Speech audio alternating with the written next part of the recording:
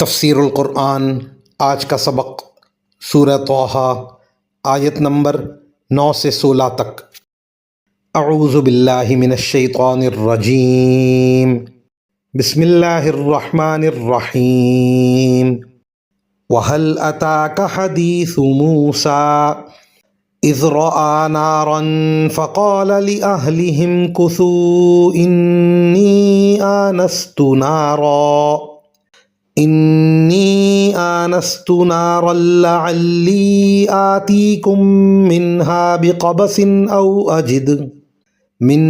بِقَبَسٍ أَوْ أَجِدُ عَلَى النَّارِ هُدًى فَلَمَّا أَتَاهَا نُودِيَ يَا مُوسَىٰ إِنِّي أَنَا رَبُّكَ فَاخْلَعْ نَعْلَيْكَ إِنَّكَ بِالْوَادِ الْمُقَدَّسِ طُوًى وَأَنَا اخْتَرْتُكَ فَاسْتَمِعْ لِمَا يُوحَىٰ إِنَّنِي أَنَا اللَّهُ لَا إِلَٰهَ إِلَّا أَنَا فَاعْبُدْنِي وَأَقِمِ الصَّلَاةَ لِذِكْرِي إِنَّ السَّاعَةَ آتِيَةٌ أَكَادُ أُخْفِيهَا لِتُجْزَىٰ كُلُّ نَفْسٍ بِمَا تَسْعَىٰ فَلَا يَصُدَّنَّكَ عَنْهَا مَن لَّا يُؤْمِنُ بِهَا وَاتَّبَعَ هَوَاهُ فَتَرْدَىٰ۔ ترجمہ: اور اے پیغمبر، کیا تم تک موسیٰ کا واقعہ پہنچا ہے؟ یہ اس وقت کی بات ہے جب ان کو ایک آگ نظر آئی تو انہوں نے اپنے گھر والوں سے کہا، تم یہیں ٹھہرو، میں نے ایک آگ دیکھی ہے، شاید میں اس میں سے کوئی شعلہ تمہارے پاس لے آؤں یا اس آگ کے پاس مجھے راستے کا پتہ مل جائے۔ چنانچہ جب وہ آگ کے پاس پہنچے تو انہیں آواز دی گئی کہ اے موسیٰ، یقین سے جان لو کہ میں ہی تمہارا رب ہوں، اب تم اپنے جوتے اتار دو، تم اس وقت طویٰ کی مقدس وادی میں ہو اور میں نے تمہیں نبوت کے لیے منتخب کیا ہے، لہٰذا جو بات وحی کے ذریعے کہی جا رہی ہے اسے غور سے سنو۔ حقیقت یہ ہے کہ میں ہی اللہ ہوں، میرے سوا کوئی معبود نہیں ہے، اس لیے میری عبادت کرو اور مجھے یاد رکھنے کے لیے نماز قائم کرو۔ یقین رکھو کہ قیامت کی گھڑی آنے والی ہے، میں اس کے وقت کو خفیہ رکھنا چاہتا ہوں تاکہ ہر شخص کو اس کے کیے کا بدلہ ملے، لہٰذا کوئی ایسا شخص تمہیں اس سے ہرگز غافل نہ کرنے پائے جو اس پر ایمان نہ رکھتا ہو اور اپنی خواہشات کے پیچھے چلتا ہو، ورنہ تم ہلاکت میں پڑ جاؤ گے۔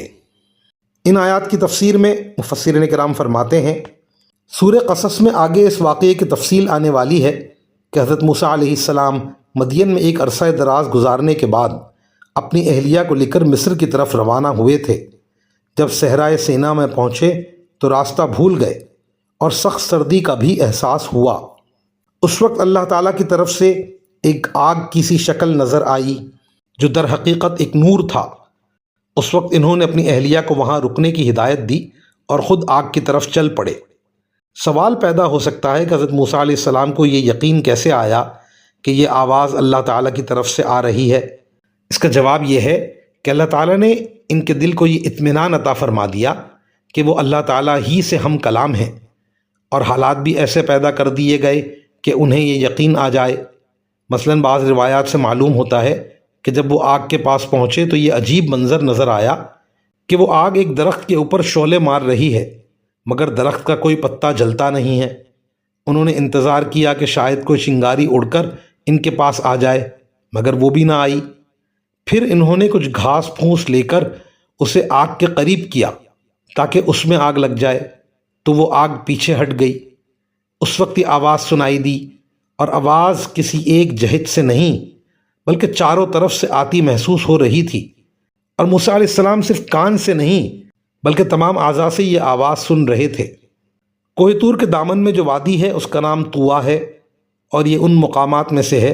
جنہیں اللہ تعالیٰ نے خصوصی تقدس عطا فرمایا ہے، اور جوتے اتارنے کا حکم ایک تو اس وادی کے تقدس کی وجہ سے تھا، اور دوسرے یہ موقع کہ جب کہ اللہ تعالیٰ کے ساتھ ہم کلامی کا شرف مل رہا تھا، ادب اور عجز و نیاز کے اظہار کا موقع تھا، اس لیے بھی جوتے اتار دینا مناسب تھا۔ وآخر دعوانا ان الحمد للہ رب العالمین۔